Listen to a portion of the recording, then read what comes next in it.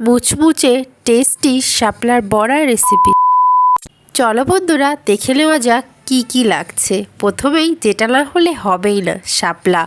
তারপরে দেখতে পাচ্ছ কাশ্মীরি লঙ্কার গুঁড়ো, পোস্ত, জিরে গুঁড়ো, আর আছে পরিমাণ মতো চিনি, লঙ্কা গুঁড়ো, হলুদ গুঁড়ো, আর লবণ, আর লাগছে বেসন, আর এদিকে রয়েছে কর্নফ্লাওয়ার।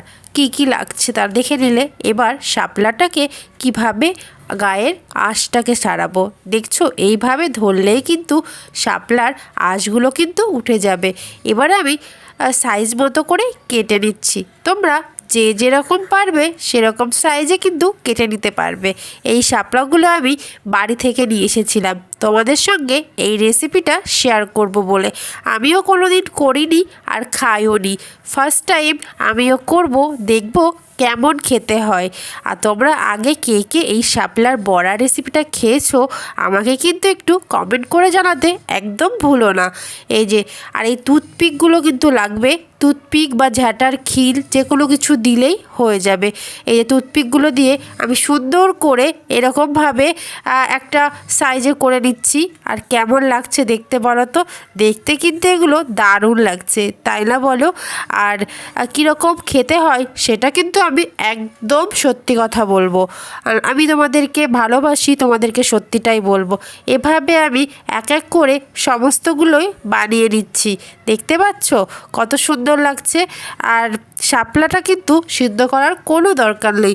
এভাবে আমি কিন্তু ধুয়ে নিয়েছিলাম, তোমরাও কিন্তু শাপলাটা সুন্দর করে ধুয়ে নেবে। আর এক এক করে আমি এইভাবে সমস্ত শাপলার মধ্যেই টুথপিক দিয়ে সুন্দর করে একটা শেপ বানিয়ে নিচ্ছিলাম। আর এই যে দেখতে পাচ্ছ আমার সবগুলো কিন্তু একদম কমপ্লিট। চলো তাহলে ব্যাটারটা বানিয়ে নেওয়া যাক।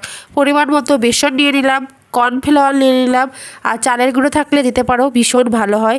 পরিমাণ মতো লবণ, পরিমাণ মতো হলুদ, আর এটা হলো লঙ্কার গুঁড়ো, পরিমাণ মতো চিনি, জিরে গুঁড়ো, একটু পোস্ত, আর এটা হলো কালারের জন্য আমি দেব এটা কাশ্মীরি লঙ্কার গুঁড়ো। দেখতে পাচ্ছ সমস্তটা দেওয়া হয়ে গেছে।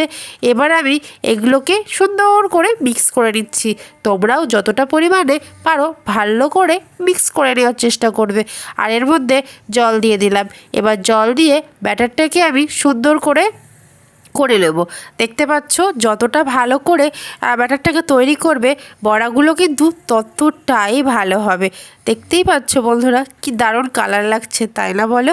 আমার ব্যাটারটা কিন্তু একদম রেডি হয়ে গেছে।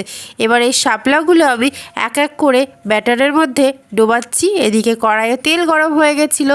আবার এক এক করে বড়াগুলো আমি দিয়ে দিচ্ছি। আর দেখতে তো সুন্দর লাগছে, খেতে কীরকম হবে অবশ্যই তোমাদেরকে জানাবো কিন্তু আমি। আর দেখতে তারপরে বড়াগুলো আমি এক এক করে ভেজে নিলাম।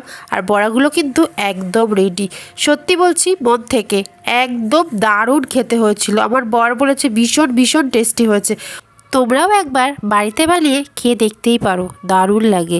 আমার বর বলেছে শাপলাগুলো না নিয়ে আসলে এত সুন্দর খেতেই পারত।